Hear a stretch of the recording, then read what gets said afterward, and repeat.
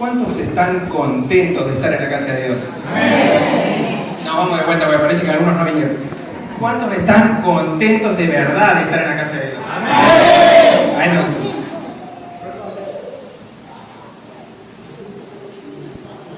no. Lo que preparé para compartir con ustedes hoy, Dios habló a mi vida en un sueño, y eso que no duermo mucho. Y se trata sobre la mirada. ¿Alguna vez se preguntó qué es mirar? ¿Qué significa mirar? ¿Qué podemos expresar a través de una mirada?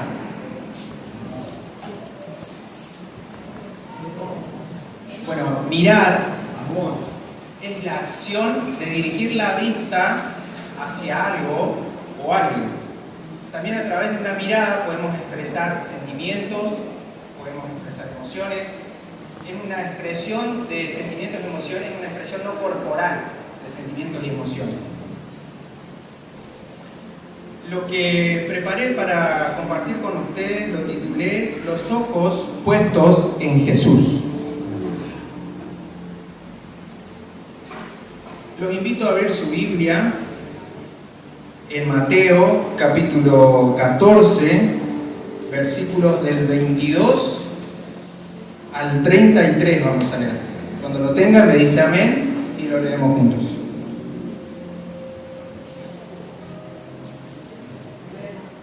Amén. Mateo capítulo 14 del 22 al 33.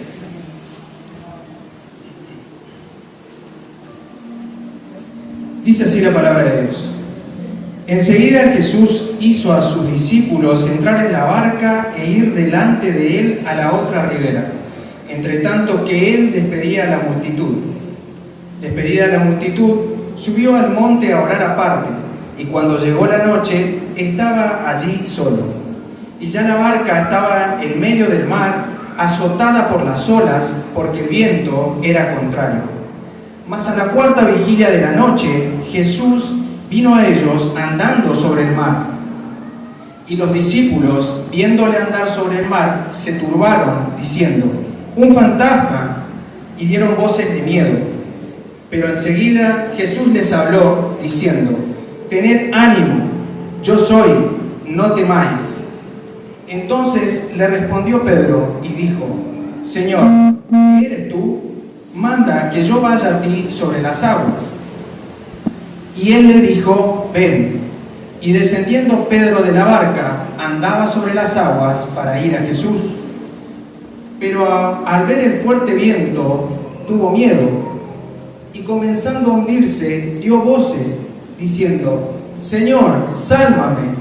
Al momento, Jesús, extendiendo la mano, asió de él y le dijo: hombre de poca fe, ¿por qué dudaste? Y cuando ellos subieron en la barca, se calmó el viento.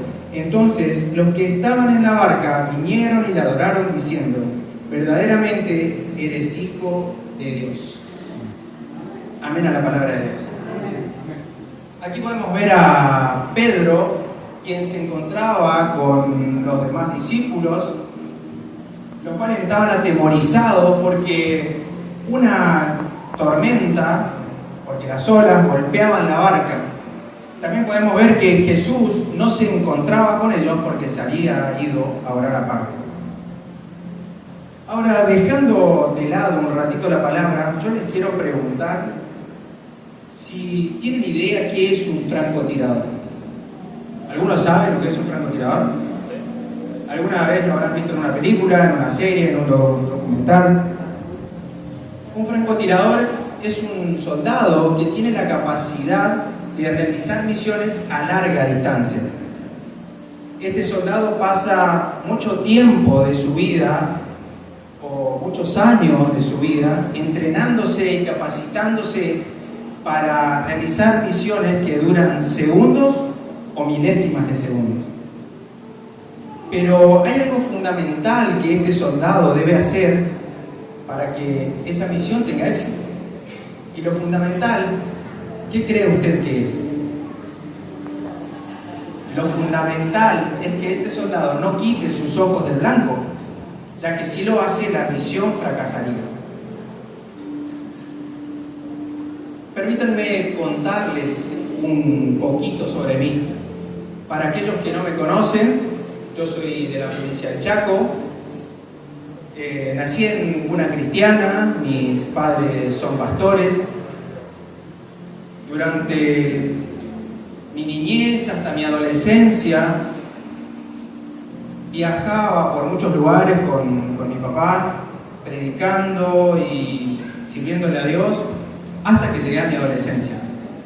Cuando llego a mi adolescencia, me aparté del Señor. Me aparté por causa de la desobediencia, por rebeldía, me aparté. Creo que está más que claro que me fue muy mal, muy mal. Pasados unos años vuelvo al Señor y el Señor me dio mucho más de lo que yo le había pedido o le podía pedir. Pero me quiero centrar principalmente en algo que pasó en mi vida. Creo que la mayoría no sabe que tengo un hijo, tengo otro hijo, aparte de Genaro y de Valentina, tengo otro hijo que vive en Chaco, tiene 4 años, se llama Liam. Pablito, si tenés, ¿puedes poner la foto? Ese es Liam. Para aquellos que creen que por ahí no sé lo que es estar lejos de un hijo, sí, déjenme decirles que sé lo que es estar lejos de un hijo. Hace más de un año que no lo veo, más o menos.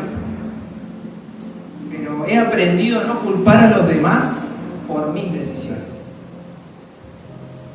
Cuando Liam nació, tuvo muchas complicaciones porque él nació antes de tiempo. Liam nació a los 8 meses. Y una de las cosas que le pasó a él fue que los doctores a él le decían, me dijeron a mí mejor dicho, que él no iba a caminar. Porque obviamente los bebés, cuando uno le toca su cuerpo o sus piernas, tienen una reacción. Él no tenía ninguna reacción en sus piernas. Pero yo recuerdo que estando en ese momento difícil, clamé al Señor, aún estando en desobediencia, lejos del Señor, clamé a Él y le prometí un montón de cosas que obviamente después no las cumplí. Cuando pasó un tiempo, 2 meses más o menos, a Liam le dan el alta. Yo continúo con mi vida como si nada, olvidándome de todo lo que le prometía al Señor. Y llegado una determinada fecha, un cierto momento, a Liam se le forman 2 coágulos en los ojos de sangre y pus, porque se le habían tapado las vías lagrimales. Cuando esto sucede, lo llevamos al médico. El médico nos dijo que teníamos que iniciar un tratamiento para ver si de una u otra forma eso se podía solucionar. Empezamos el tratamiento, lo llevábamos, teníamos que llevarlo cada 6 horas al médico, 6 horas de tortura, diría yo, que para mí era una tortura porque cada 6 horas yo tenía que escuchar a mi pequeño gritar. Y usted me va a decir, ¿por qué gritaba? Primero gritaba de por sí porque eso le dolía. No podía abrir sus ojos. Pero él gritaba porque tenían que pasarle medicamentos a través de suero y lo pinchaban por todo el brazo tratando de encontrar sus venas porque era muy chiquito. Perdón. Y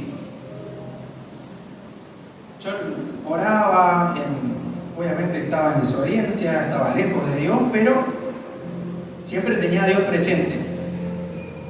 Y yo recuerdo que pasado un tiempo yo veía que mi hijo lo único que hacía era empeorar y empeorar y empeorar, hasta que un día le digo al doctor, ¿hay alguna posibilidad de que esto se pueda solucionar, que no sea hinchándolo tanto en sus brazos? Ya sus brazos no dan más. Y me dice el doctor, sí, hay una posibilidad. Lo que se puede hacer es operarlo. Bueno, genial, le digo, perfecto, vamos a operarlo. El doctor me mira a mí y a su mamá y me dice, papá, ustedes tienen que tener en cuenta que hay más de un 90% de probabilidades de que él pierda la vista. Cuando él me dijo eso, yo creo que la mayoría son padres y me van a entender cuando le dan una mala noticia de sus hijos. Cuando me dice esto, mi mundo se derrumbó. Mi mundo se rompió en mil pedazos. Estaba triste, estaba afligido, estaba angustiado, como usted quiera llamarlo. Pero no tenía otra opción. Entonces yo recuerdo que esa noche fuimos a casa y agarré lo primero que hice, creo que muchos de los hijos que están acá hacen cuando les pasa algo malo, fue llamar a mi papá. Lo llamé a papá y le digo, mirá papá, el doctor me dijo que Liam va a quedar ciego. ¿Usted qué cree que me dijo mi papá? ¿Qué cree cuáles fueron las palabras de mi padre? Lo que mi papá me dijo fue, quédate tranquilo, todo va a estar bien. Y yo con el celular en la mano le digo, pero papá, ¿vos me escuchás lo que te termino de decir? Me dijeron que Liam va a quedar ciego. Y mi padre me agarra y me dice nuevamente, Dios no quiere tratar con la vida de Liam, Dios quiere tratar con la tuya. Pero vamos a orar, todo va a estar bien. Obviamente yo no creí nada de lo que me dijo mi papá, porque yo decía, si Dios es tan bueno, Dios me ama tanto, ¿por qué pasa esto? Yo recuerdo que esa noche yo pasé toda la noche despierto, yendo, viniendo, y oraba y le decía al Señor, Señor, si hice algo mal, perdoname. Señor, si tenés que castigar a alguien, castígame a mí. Yo soy el que te fallé. Pero al momento en que yo empecé a orar, se vinieron a mi mente todas esas promesas que yo le había hecho al Señor cuando Liam había nacido. Entonces atiné a decir, Señor, perdóname porque te prometí de todo, y de todo lo que te prometí no cumplí nada. Soy un hijo desobediente, soy ingrato, no merezco ni siquiera que me escuches. A pesar de que oraba y clamaba y trataba de creer que Dios iba a sanar a mi hijo, no tenía ni una pizca de fe, no tenía nada de fe. Al día siguiente su mamá, yo tenía que trabajar, no me autorizaron a viajar. Al otro día su mamá lo carga en el auto, carga sus cosas y emprende el rumbo hacia la capital de Chaco, hacia Resistencia. Resistencia queda más o menos, para que usted se dé una idea, queda como de acá a Córdoba, más o menos 3 horas y media, 4 horas de viaje. Pero durante el viaje que hacía él con su mamá, yo estaba en casa, cuando salí de trabajar estaba en casa y oraba, y daba vueltas, y yo decía, bueno, voy a dormir, lo van a operar, ya está. Voy a tener que criar a un hijo ciego. ¿Y cómo hago para criar a un hijo ciego? ¿Cómo hago para hacer lo que él se relacione con los demás nenes? ¿Cómo hago? estaba resignado a que iba a tener que criar un hijo ciego. Entonces yo me acosté a dormir la siesta, por así decirlo, porque no dormí nada. Siendo más o menos las 4:30, 5 de la tarde, suena el teléfono, me llama su mamá. Y adivine usted qué pasó. ¿Qué cree usted que pasó? Amén. Me llama su mamá y me dice: mirá, a Liam se le reventaron los coágulos que tenían los ojos, se le reventaron. Y yo digo: sí, qué bueno. ¿Y cómo está él? No, él está re bien. Dice, lo traje acá al oculista, dice, lo revisaron, pero hay algo que el oculista me dijo que no tiene sentido. ¿Qué pasa cuando usted revienta un globo? Se rompe. Bueno, lo mismo tenía que haber pasado con Liam. Cuando él se le formaron los coágulos y le dijeron que eso se podía llegar a reventar, eso tenía que reventarse dañando la piel. Pero el oculista le dijo que Liam no tenía nada, que parecía como si alguien hubiera insertado una aguja en los coágulos y hubiera sustraído el líquido que tenía dentro. Y como usted pudo ver, Liam no tiene cicatrices de nada. Liam hoy está sano. Y usted me va a decir: ¿y qué me querés decir con esto? ¿A qué querés llegar con todo esto? En este pasaje que acabamos de leer, vemos como Pedro, cuando desciende de la barca, él puso sus ojos en Jesús. Cuando Pedro puso sus ojos en Jesús, él realizó algo que nadie más que Jesús había realizado, que fue caminar sobre las aguas. Pedro realizó algo extraordinario. Pero cuando Pedro se enfocó en la tormenta, Pedro se empezó a hundir. Lo que le quiero decir es que durante mi niñez hasta mi adolescencia, mis ojos estaban puestos en Jesús. Y si bien muchas veces hemos pasado necesidad, vivía una vida feliz, por así decirlo, vivía bien. Pero cuando quité mis ojos de Jesús, ahí empezó todo lo malo.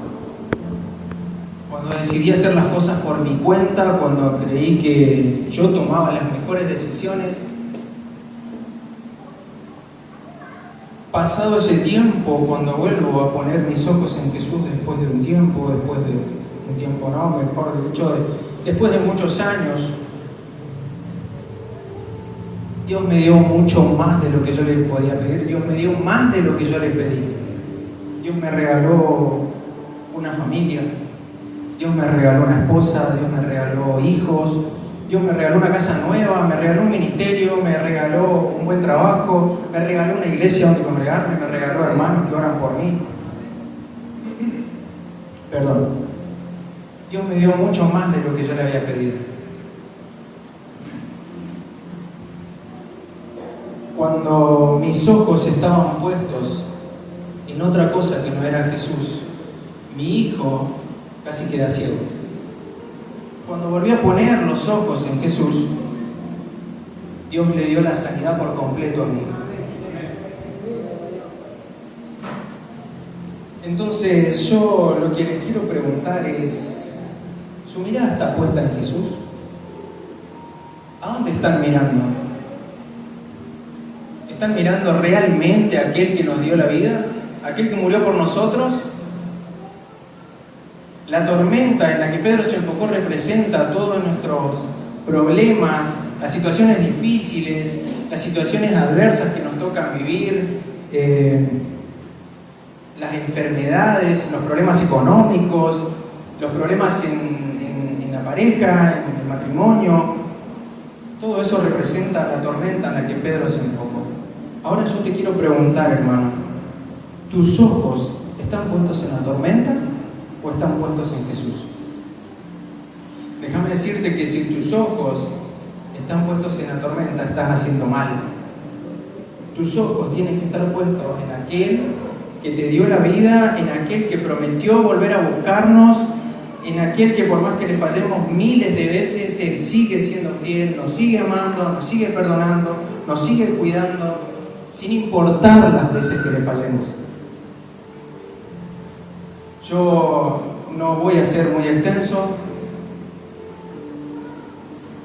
pero antes de cerrar todo esto quiero contarte algo que nos pasó estos días a mí y a mi esposa. Yo venía con mi mirada en otra cosa, que era en el trabajo. Yo siempre decía a ella, no, yo me voy a egresar, yo voy a trabajar, yo voy a tener esto, voy a tener lo otro, y me di cuenta que no tenía nada. Si no tenés a Dios, hermano, no tenés nada.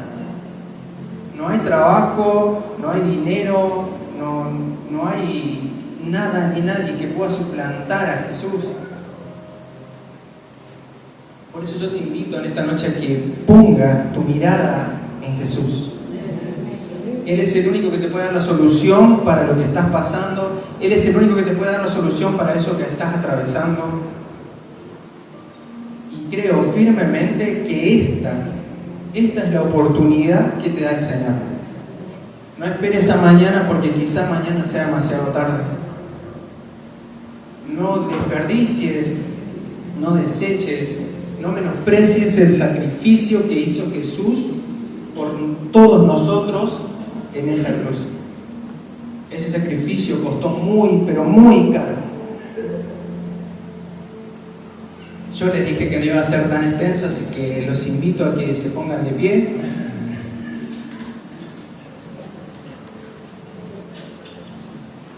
Los invito a que cierren sus ojos y por un momento piensen, por un momento recapaciten. ¿Qué estás mirando? ¿Estás mirando el qué van a decir los demás? ¿Estás mirando el si los demás hacen o dejan de hacer?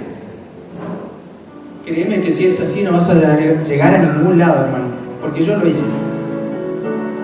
Hasta que entendí que mis ojos tienen que estar puestos en Jesús.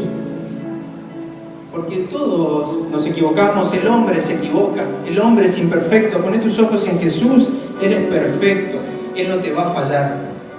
Soy testigo de que Él no llega tarde, Él es fiel. Te invito a que cierres tus ojos. Vamos a orar. Padre que estás en los cielos, Señor, Dios de amor, de bondad, de misericordia, Señor, venimos ante tu presencia para darte gracias por darnos primeramente el privilegio de poder llamarnos tus hijos.